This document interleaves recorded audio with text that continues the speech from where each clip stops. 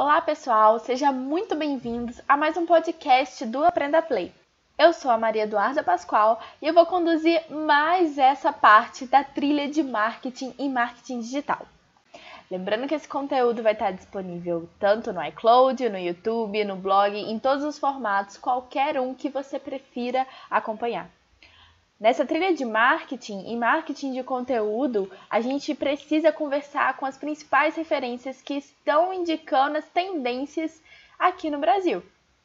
Hoje a gente vai conversar com o Vitor Peçanha. Ele é CEO, cofundador da empresa Rock Content.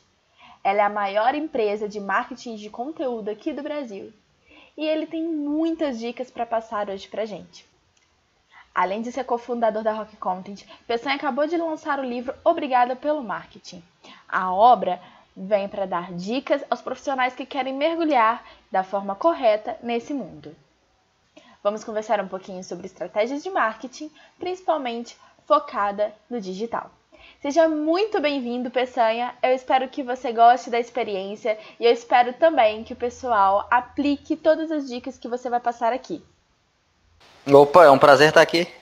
Com a sua experiência, quais que são os maiores equívocos dos profissionais de marketing na hora de elaborar uma estratégia?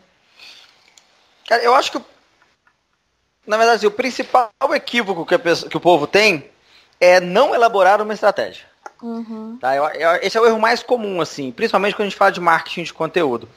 Porque tem gente que confunde tática com estratégia demais. Então, por exemplo, a pessoa vem e fala, eu vou fazer um blog. E chama isso de estratégia. Isso não é uma estratégia, isso é uma tática.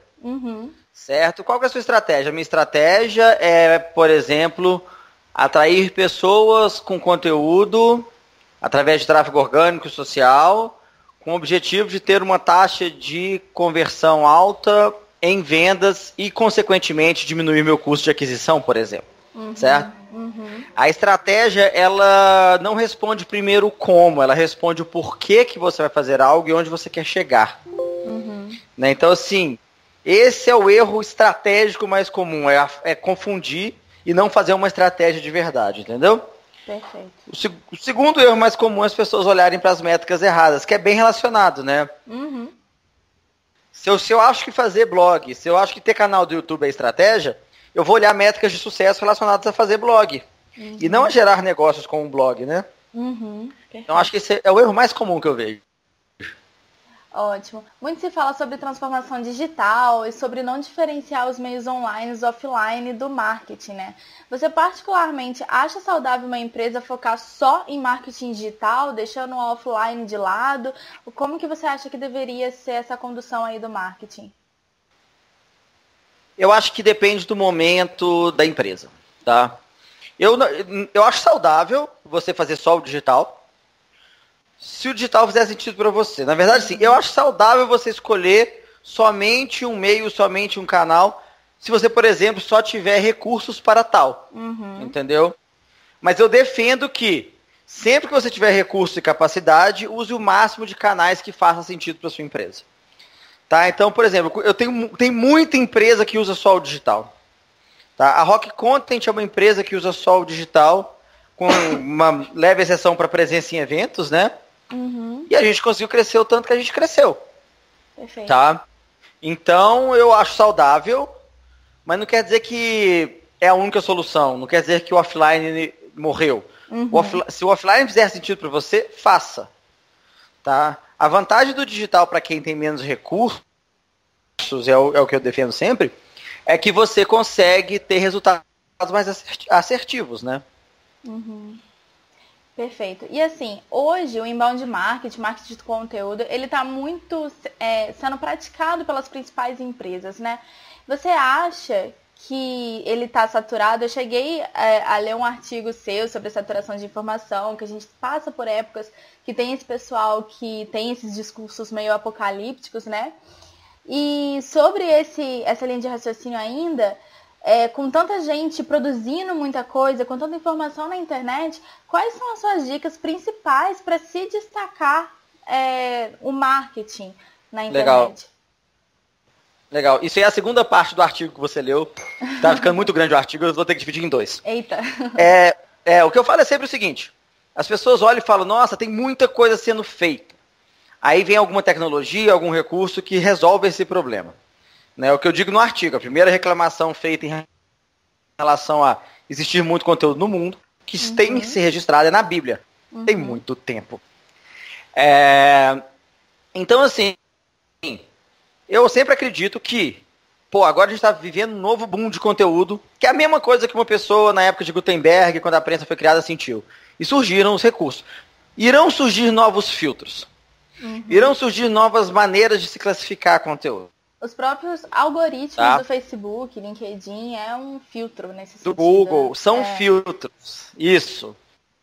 Então, aí vem a parte que você pode, na prática. O que você tem que saber na prática?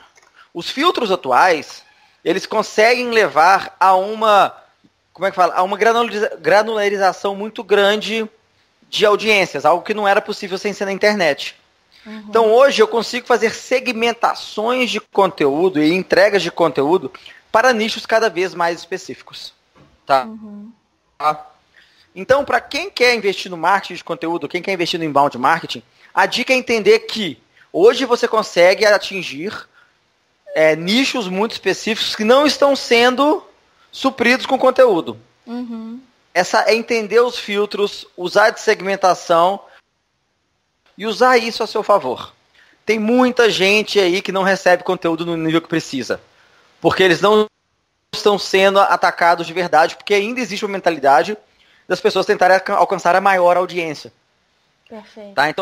Então, assim, comece com segmentos mais específicos, comece com conteúdos que, por ser de um segmento mais específicos, vão ser vistos como os melhores, como conteúdos melhores. E depois que você começar a ganhar audiência, ganhar atração, aí você começa a disputar, né, onde o bicho pega, né, que são as palavras-chave de grande volume, os mercados de grande volume, mas não adianta mais tentar começar por aí. Tem gente com muito dinheiro e muito recurso já brigando por essa parte, mas estão ignorando milhares de oportunidades da cauda longa. Então a principal dica aí é nichar, né? E segmentar. Exatamente. Perfeito. Nichar é segmentar. Beleza. Sobre a persona, a gente vê que muitas empresas, elas fazem essas personas em base no achismo delas, né? Elas perguntam para a própria equipe o que eles acham que essa persona, esse prospect está pesquisando, enfim. Você acha que é uma situação válida? Você acha que tem que fazer pesquisa mesmo? Ligar para o cara e sair perguntando? Ou o conhecimento interno da equipe já supre? Geralmente o conhecimento interno da equipe não supre, tá? Mas conhecimento interno da equipe é uma coisa muito ampla, né? Porque, por exemplo, às vezes eu tenho uma equipe de pesquisas. Ah, sim. Né? Às vezes eu tenho uma equipe de Customer Discovery que faz pesquisas, tá? Mas assim, a persona, se ela não é baseada em dados, ela não é uma persona para o marketing, tá? Pode ser um personagem de um conto de fadas, que dá mais ou menos da mesma. Uma persona sempre se baseia em pesquisa. E é igual eu falo no livro, né? Existem várias fontes de dados. As mais óbvias, que é pergunte para seus clientes, pergunte para seus leads. As menos óbvias, você não tem clientes, você não tem leads, ok. Procure no LinkedIn por descrições de vagas de emprego do público que você quer atingir, porque as pessoas que estão criando vagas de emprego estão mentalizando um tipo de profissional, entendeu? Perfeito. Ver os recursos que existem em comum. Então, assim, você pode começar com uma pesquisa mais simples, né? Às vezes com uma análise em pouco volume de fatores qualitativos, mas você tem sempre que lembrar, a persona não está ali, uma vez que ela foi feita, é proibido tocá-la, ela não se torna intocável, entendeu? Você pode ver assim, fazer ajuste ao longo do tempo, principalmente à medida que sua empresa cresce, você tem mais fontes de dados, como leads e clientes. Perfeito. E assim, uma questão mais específica, né, para o pessoal que está começando a montar um calendário editorial aí para o blog, enfim. Na hora de escolher as palavras-chave, qual a tática, a meta, enfim, que você acha mais interessante você focar? Por exemplo, você faz lá um relatório do Keyword Planner, busca várias palavras-chave.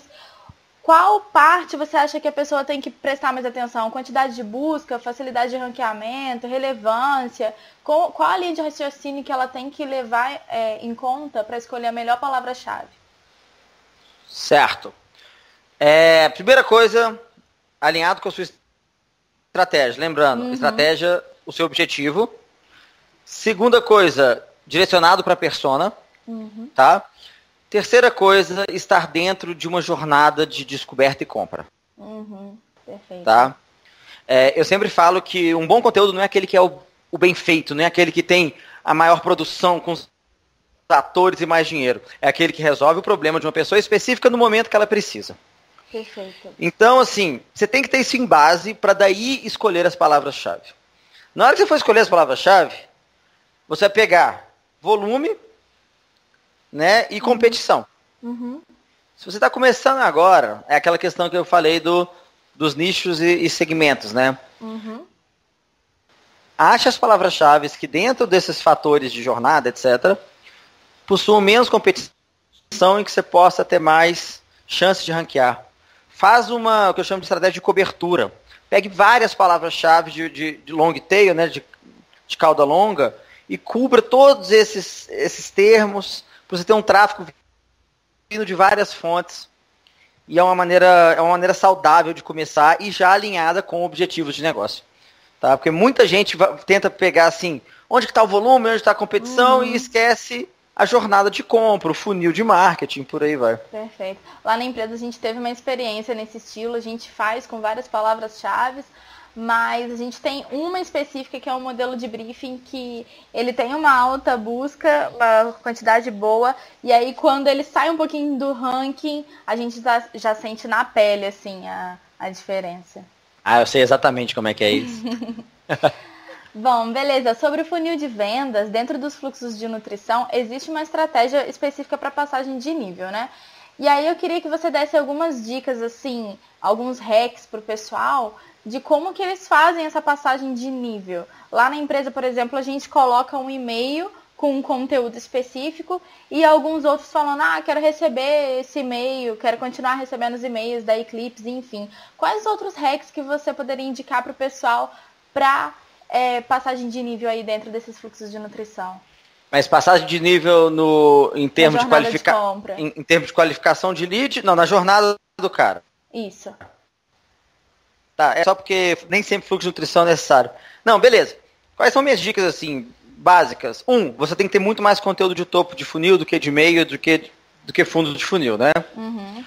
Porque o topo de funil, que é a atração, atrai mais gente e o fundo já está mais próximo da sua solução, então poucas peças de conteúdo resolvem a dúvida de muita gente.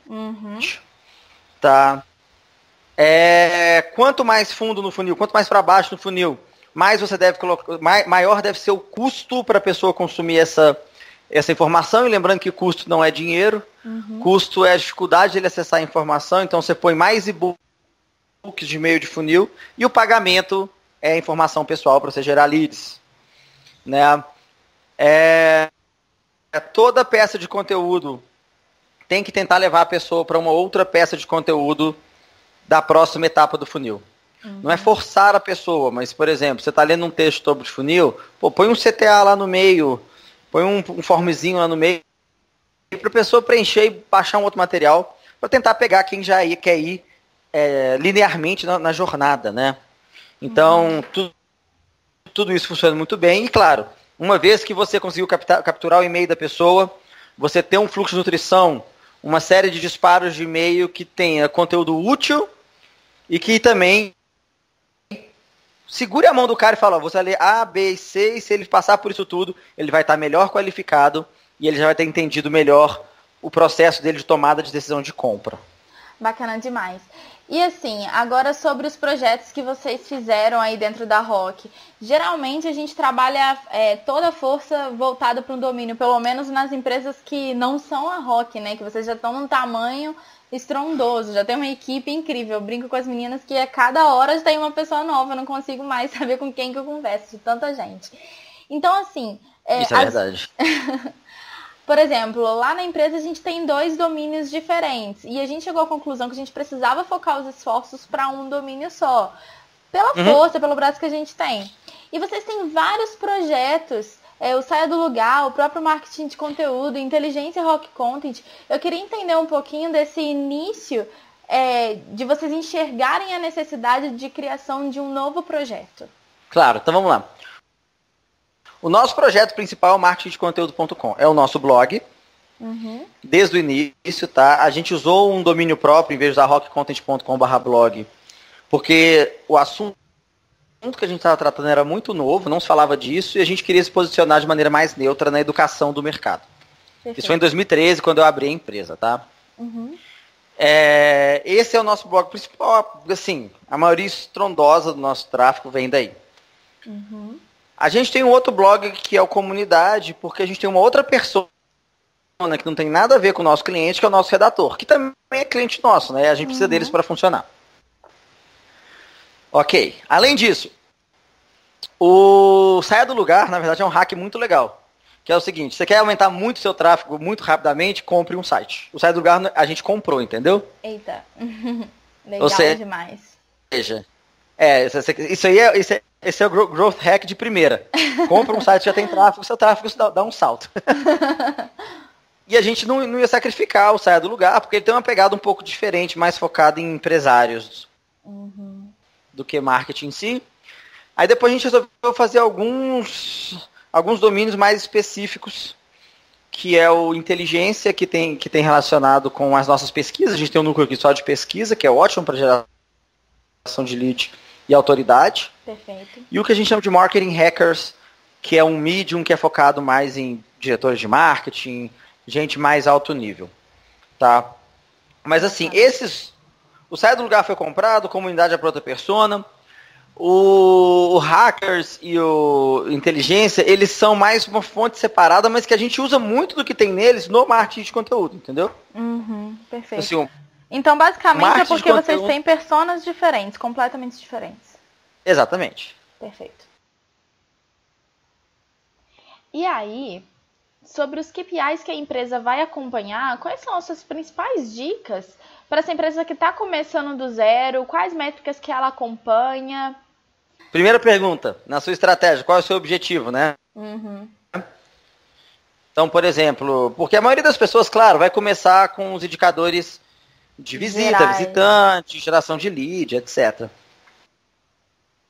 Tá? Mas se a minha estratégia de marketing de conteúdo é focada em aumentar a minha visibilidade, a minha, por exemplo, visitantes, pode fazer sentido. Se a minha estratégia de marketing de conteúdo é diminuir o custo de aquisição de cliente, o custo por lead pode fazer sentido também, entendeu? Perfeito. Então, depende de caso a caso, é sempre aquela dica, tomar cuidado para não focar nos indicadores de vaidade, pouco relevantes. Também, ou de vaidade ou pouco relevantes, né? Beleza. E sobre o compartilhamento de metas, como que o gestor geralmente trabalha, os gestores, né, trabalham na Rock? Eles têm as metas e passa já para o time, todos os times têm acesso ao funil de vendas e como que tá conquistando no mês, enfim, ou ele simplesmente passa a meta inicial, chega no fim do mês, fala se passou da meta ou não? Como é que é esse processo? Não. Uma boa gestão de um processo de inbound, né, que passe por marketing, vendas redondinho, né, que é o que eu chamo de vendarketing, ela tem métricas claras, públicas e acompanhadas o tempo todo. Então, por exemplo... Por todos os funcionários, todos os colaboradores. Por quem participa da aquisição, na verdade, né? Os outros podem ver, mas nem todo mundo aqui está interessado nisso. Tipo, o RH não está interessado nisso. Mas, por exemplo, geração de leads. Geração de tráfego, por exemplo. Existe uma pessoa que é responsável por geração de tráfego e todo mundo sabe a meta dela. Perfeito. Geração de leads. E existe uma pessoa responsável por isso. A quantidade de leads passados para vendas. Existe uma pessoa responsável por isso, entendeu? Perfeito. Então, assim, todo dia sai um relatório aqui nosso que a gente dispara por e-mail que fala, olha, tantos leads foram passados para vendas, tanto foi vendido, tanto está sendo negociado. vendas, muita gente acha que vendas é aquela coisa de lábia, é aquela coisa de ter ginga. Vendas é muito mais processo. Então, por exemplo, todo dia a gente acompanha quantas conexões, tentativas de conexão um vendedor fez. Entendeu? Porque isso tem que ficar público, isso tem que ficar evidente, porque assim, se o marketing falhar em entregar lead para vendas, isso vai atrapalhar o trabalho de todos os vendedores. Se os vendedores falharem em fazer as conexões com as leads que são passadas, isso está desperdiçando o trabalho do marketing. Entendeu? Então isso é acompanhado assim, bem de perto. A gente usa um CRM aqui e são números que tem que acompanhar sempre para entender a performance. Bacana demais, Peçanha. Bom, eu vou te agradecer e vou te deixar o tempo aí para você falar um pouquinho sobre o Obrigado pelo Marketing e dar as últimas dicas para o pessoal que está acompanhando aí. Nossa senhora, então vamos lá. Cara, então assim, isso aí, se você já leu o livro, espero que tenha gostado, né? Se você não leu, o Obrigado pelo Marketing é um livro que eu escrevi baseado aí em 4 anos de Rock Content. Nós somos hoje a maior empresa de marketing de conteúdo da América Latina. E eu tentei passar o máximo possível meus aprendizados e a minha metodologia baseado em experiências reais do dia a dia. Tá? É um livro bem completo, que se você ler ele do início ao fim, você vai ter toda a base para fazer uma campanha de marketing de conteúdo. E ele também é feito para ser usado como um guia. Né? Então, se em algum momento está em dúvida assim, qual que é a melhor maneira de eu qualificar meus leads? Você entra lá, vai direto na página no capítulo de qualificação de leads e lê. Né? Não é uma historinha em quadrinho que tem início, meio e fim, não. Então não tem spoiler ali, não. Spoiler na ordem que você quiser. E a minha dica é essa, assim. Eu sugiro sempre que as pessoas façam marketing de conteúdo. Existem raros cenários em que conteúdo não vai te ajudar. Tá? E se você está começando agora, o ideal é, o quanto antes você puder, você começa a criar conteúdo e depois você vai ajustando. Né? Tem que ter uma estratégia, tem que ter tudo, mas sua estratégia nunca vai estar perfeita. Tá? Se você ficar esperando sua estratégia ficar 100% redondinha, perfeita, você não vai lançar nunca o seu blog, o seu canal do YouTube. E os seus primeiros conteúdos vão ser, entre aspas, ruins, comparados com o que você for fazer depois. Mas só o fato de estar no ar, só o fato de estar tirando as dúvidas das pessoas, já resolve. Tá? Eu sempre, no meu canal do YouTube eu falo, cara, meus vídeos antigos são horríveis, dá até uma certa vergonha, mas a galera ama. Porque o que eu falo é interessante. Eu não esperei eu ter uma câmera profissional para gravar vídeos. É realmente entendeu? Solucionar e ninguém deve o problema, esperar. né? Você tem que solucionar o problema, exatamente. Eu acho que essa é a minha principal dica. Você tem que solucionar o problema de alguém, focar nisso, começar e trocar o pneu com o carro andando. Bacana demais, Peçanha. Muito obrigada pela oportunidade de bater um papo aqui comigo. E com isso, foi um pessoal. prazer. Agradeço muito e muito mais sucesso para a Rock Content. Obrigado. Para vocês também aí. Pessoal, chegamos ao fim de mais um podcast, dessa vez com o Vitor Peçanha.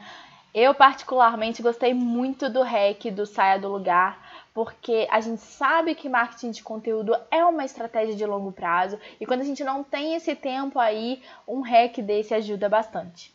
Bom, eu vou convidar vocês a acompanharem a gente nas redes sociais e entrar no nosso site www.aprendaplay.com.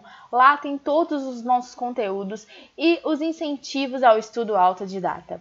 A gente sabe que consumindo esse tempo com o estudo certo, da maneira certa, é muito mais valioso do que realmente fazer uma pós-graduação de uma forma tradicional, né? Então vai lá no nosso site, acompanhe os nossos conteúdos e não desanime. Até mais!